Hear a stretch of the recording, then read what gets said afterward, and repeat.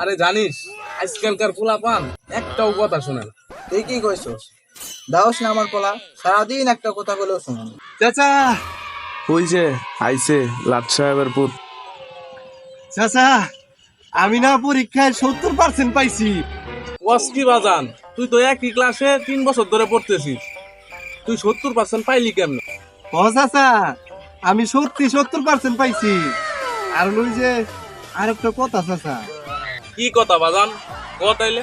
আসলে চাচা ওই যে আমার না সাদিয়া কইছিল যদি আমি পরীক্ষায় 70% নাম্বার পাই তাহলে না সাদিয়া আমার লগে বিয়ে হইব।